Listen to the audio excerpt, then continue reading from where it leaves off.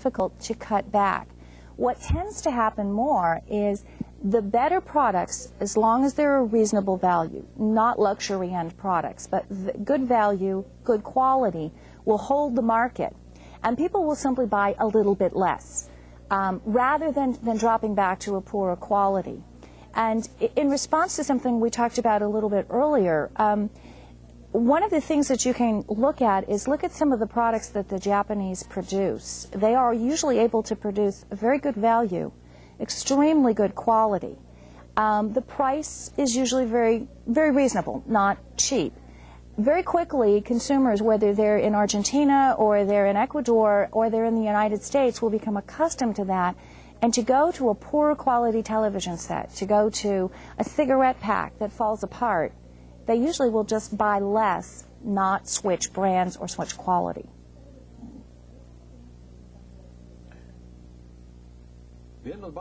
Thank you. Now we go back to Rio de Janeiro. We have another participant from Brazil, KTV Communications.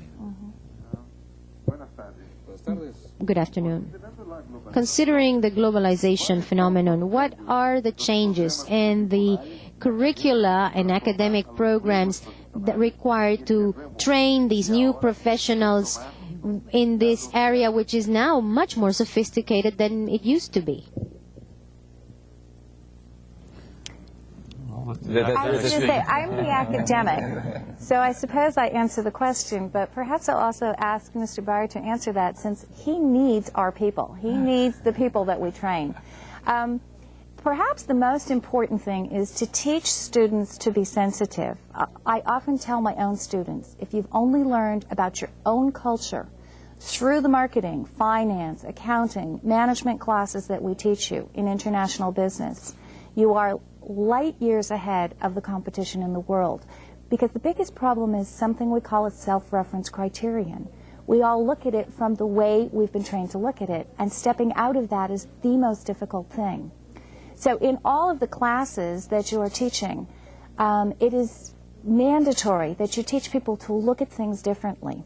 And sometimes we take very simple examples. I sometimes use something as simple as, what do people do for a birthday? How is a birthday celebrated in your culture? And if you have a class that has students from different cultures, it makes it very easy, or a lot easier to teach. And you say, what is considered normal in your country for a birthday celebration? And it's amazing how differently we all look at these things. You begin to get people saying, gee, maybe some of the things we do are really quite bizarre. And maybe the things that people do in another country, like eating snake and eating very strange products, is not that much more bizarre than what we do. It's just we don't look at it that way. So I would recommend to academics, teach the students, young and old, sometimes the old are very difficult, to really look at themselves and their own culture. And that is more than 50% of the way to learning about a new culture. I think classes in sociology, I think, would help, and some of the social sciences, I think, would help. I think the other, just to give an example, I guess it was from a Disney training video where they were going through in terms of how different cultures handle food. I mean, if they were comparing the French and the Americans, and where the French were sitting down at a nice meal and enjoying themselves and having a conversation, and the American equivalent is grabbing a bunch of fries and a hamburger and driving at the same time, gulping it down on the way to a meeting, which is something probably a Frenchman probably would not like very much. Yes. I would just add, from the perspective of a parent, as well as an employer, I have insisted that my children become bilingual. I think that it's vitally important in the education system that bi- and multilingual graduates are produced. I also am a strong believer in study abroad, whether it's a junior year abroad as they do in the United States, but I think where universities can establish programs that allow students the experience of taking a year of their training in a foreign environment, in a foreign culture, adds tremendously to the effectiveness of that person in the new global business environment. We also take young employees at Solar and early in their career try to put them into foreign assignments so that they have the ability at that point to not only contribute to the local organization, but to bring back to the home office when they return the knowledge they've gained and how to be effective in those cultures.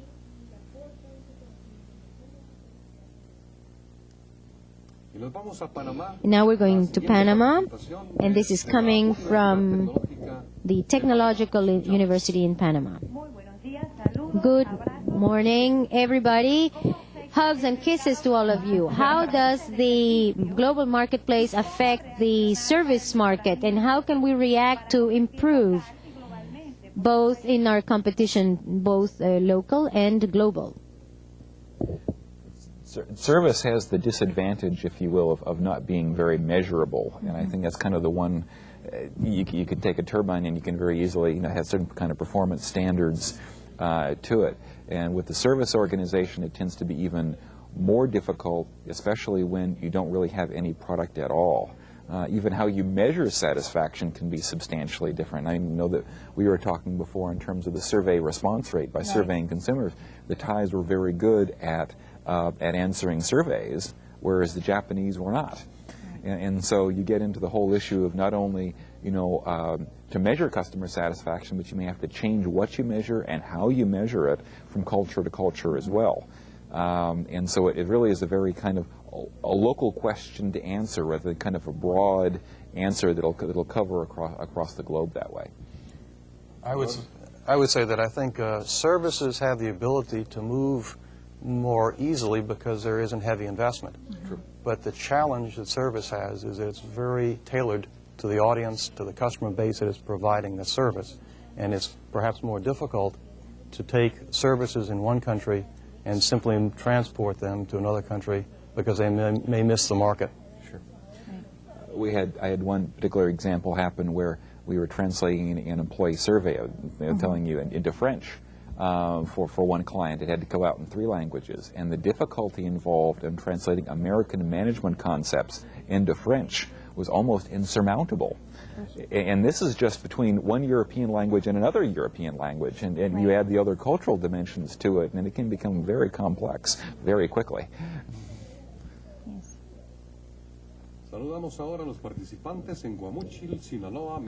Greetings to our participants from Sinaloa. Our question is the following. Economic globalization is tending to homogenize and typify the goods and services that are marketed in the whole world. And so now our challenge is to standardize our knowledge imparted in the different schools in the world. How can this be achieved? Do you think that is feasible? What changes would the countries have to implement in order to have their curricula up to par in that area, in education across the globe? Go ahead. You're the academic one. Go. Well, here too, there's always, I find it very difficult to think that we won't always have some cultural differences. We are creatures of the environment in which we grow up, and as we become more standardized and homogenized, at the same time we find some pretty strong national differences, lots of patriotism evolving. So I'd be inclined to say a lot of things will become standardized. A lot of the principles we teach will become fairly uniform. They'll have to. Information technology, accounting standards will have to become fairly uniform. But in general, there still is extreme differences from one culture to another, and I don't want to lose those. Well, and now we're going back to Colima. This is from the Technological Institute. Colima.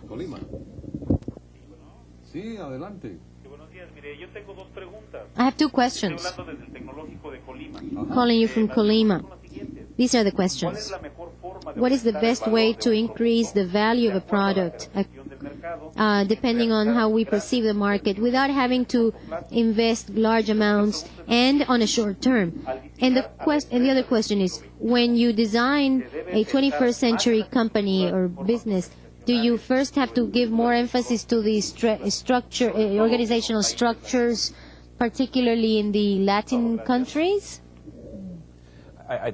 I think the answer to the second question first. I think so. You actually have to, again, not assume that your current organizational systems are going to be satisfying what the organization is going to be doing in the 21st century.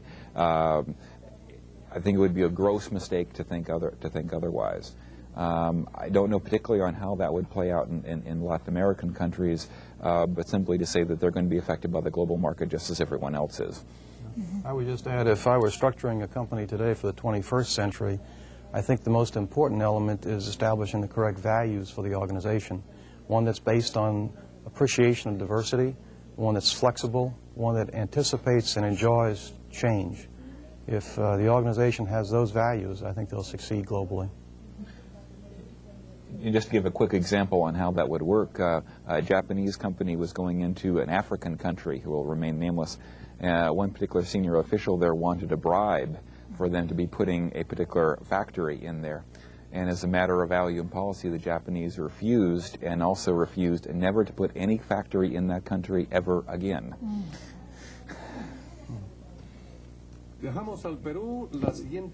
And now we're going to Peru. This is from the National University Engineering School, Lima. Mr. Barr has explained to us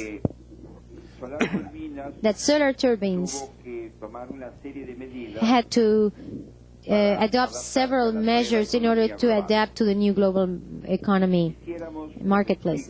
We would like you to explain to us a little bit more, to elaborate the idea regarding how you prepared that organization for that, how you train people in that organization for these new responsibilities, and what were the criteria applied to establish their new training programs.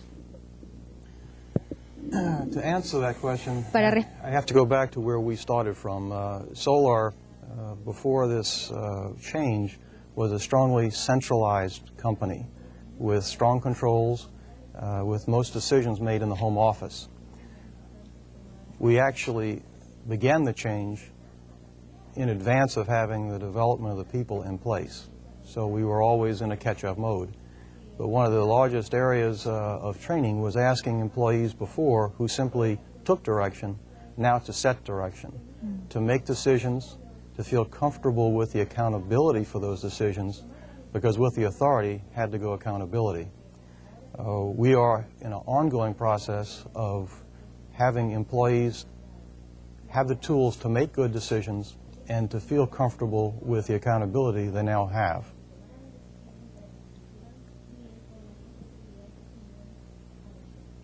And now we're going back to Panama, and this is a question coming from Colón, from the Technological University, Panama. Good morning. We have two questions. One for Mr. Barr. What are the variables in addition to macroeconomic variables? Do you use to monitor, does a company use to monitor a company that has a worldwide orientation? How does this kind of company formulate their strategies and their stages, their business stages, business scenarios? And this other question is from Mr. Chaudron. What would you recommend the management of a re-export company, like for instance this area, the free trade area of Colón? What would you recommend to us for them to improve their insertion in the global marketplace? Go first. I hope I understood the question correctly. As we would start to develop a strategy for a region or a country, some of the criteria that we look at, first we estimate the size of the potential market in that area, and we would establish where we are relative to our competitors. We certainly track then both our ability to improve our position in the marketplace, usually through sales, and we also track our profitability. Depending on the external environments in the market, and these can be governmental or regulatory, we look at how we need to modify our product or to add local content or to go to market through a local company in which we have an equity position. There really is no standard approach. There are obviously a number of different approaches and tools you might apply, but quite often you will find that in different regions you'll have different approaches. I think to answer the second question, I think that it almost answered really the second one yourself. If you're re-exporting, in essence, you already have a fixed product, if you will, that you're then trying to send out to different markets. And it really is finding out what those markets are, finding out the variables in terms of packaging, sales, distribution that one has to use to get that particular product into a different market, and then continue to pursue that strategy and measure its effectiveness. You have the advantage of not having to deal with changing your product. On the other hand, you basically are then only limited to the relatively superficial changes of the shape and the size of the box and what goes on it, the different kind of television commercials that you might have to use and the like. But you really would have to do that on a country by country or region by region basis, and don't necessarily assume that one particular packaging is going to be working in a country even though it may be located next door. Doctor Olson, ¿algún comentario? Not particularly. No, por el momento. Now we're going to Coahuila. And this is a question coming from Saltillo, Coahuila.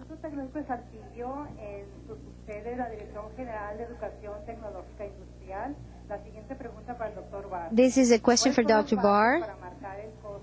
What are the bases to find out the tariffs cost of the marketplace, the global marketplace, that would not affect the government and would not affect the strategy? Now, you as a president of Solar Turbines, what do you recommend to a country who is entering a new stage in its finances and economic situation and who wants to go into the global market? What would be your strategy? How does tariff affect your decision, I guess? Tariffs mean import tariffs? Yeah, tariffs, yeah, I think so. First of all, I wouldn't begin to assume that I could give advice to a country. But I would say that as part of Caterpillar, we are adamant free traders. We believe that commerce in the world is a better place if, in fact, there are no borders when it comes to commerce, and that open borders will allow best value to move to markets and to move to consumers. The only thing we would like to see, in fact, is that there is a tariffless, less illuminated business environment so that business can flourish and bring best value to customers around the world. I don't know. I have to agree with you. I think that do tariffs really play that significant? I have a question for you, I guess. Do tariffs really play a significant question in terms of your strategy, or is it just kind of one of those things that you have to deal with, or is it like one of the major variables that you really have to look at when you make that decision? Tariffs are only discriminatory if, in fact, they apply only to a few. So long as tariffs apply to everyone equally, it becomes a cost of business and a cost to the user or the consumer. I see. So as long as you're not singled out. No, right. As long as you're not singled out. Nos vamos a Michoacán. This is coming from Michoacan. This is coming from Atemajac, Michoacan, Mexico. Good morning, everybody. My question is the following. If a small company has already taken the first step of having a great quality and service in their products or services, and if they have already a certification, ISO 9000, what would be the next step for me to penetrate the global market? I think that one thing needs to be clear, and I hope I'm not raising too many red flags when I say this. Simply because you have ISO 9000 certification doesn't mean that you produce a quality product. It just means that you have good documentation in terms of what your quality systems are. And so I wouldn't assume that because you are certified 9001, 9002, whatever it might be, that you're going to produce a good quality product. I would actually look at in terms of the performance characteristics of whatever that you're trying to do and compare that to what the existing products are in the marketplace and what's coming online. Then I would say if we rank very well, then in essence that we can then start marketing and doing the marketing globally. If in terms of performance that you aren't really up to snuff, if you will, then in essence you're going to have to go back and start increasing the quality or what a particular kind of characteristics need to be improved. I'd like to add that assuming all the characteristics Dr. Chandran has recommended to be in place, I think for a company to first go outside of its borders, it needs to be very focused in the area that it believes it has the largest opportunity. And that requires some study. What you definitely want is early success. Pick a market where you believe, in fact, your products will have the easiest ability to establish themselves and to flourish. Once you do that, then I go back to my previous recommendation. I think finding either local advice or a local partner becomes crucial to help you make that transition from your local marketplace to the new marketplace you're entering. And I would add something to that, in that there is a tremendous amount of information available. I know when I started teaching global marketing 12 years ago, it was very difficult to find information. You had to pick and choose and hunt. Between the internet and access through governmental agencies, foreign embassies, some countries like Japan, Korea have wonderful trade organizations that will help you, will help connect you. And exactly as Dr. Barr says, you have to be sure that it is a good fit for your company. Might be a developed market, it might be a developing market. Where does that product fit? And of course, what is the market potential?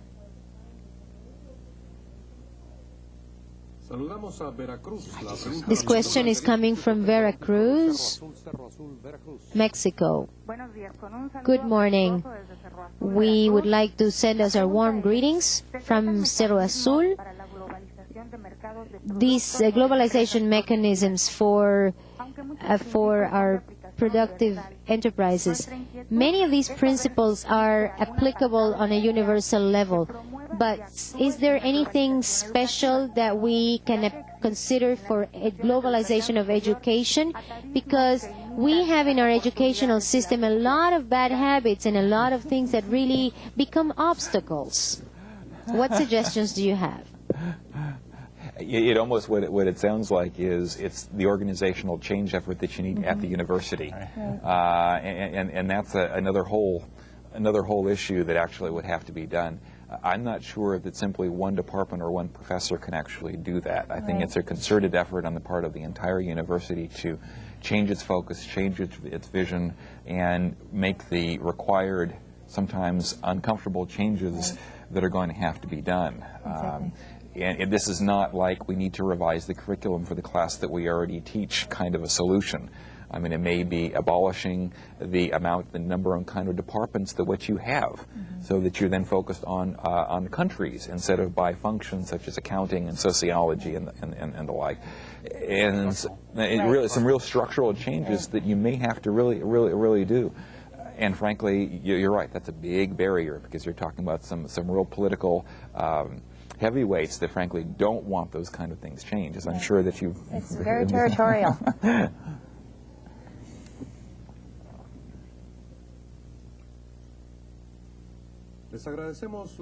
We thank you for your excellent questions, but we have run out of time. Thank you for your answers as well, Dr. Chaudron, Dr. Olson, and Mr. Barr. We hope that you have enjoyed participating in this video conference. We will continue transmitting programs on the latest in management systems techniques and global competitiveness.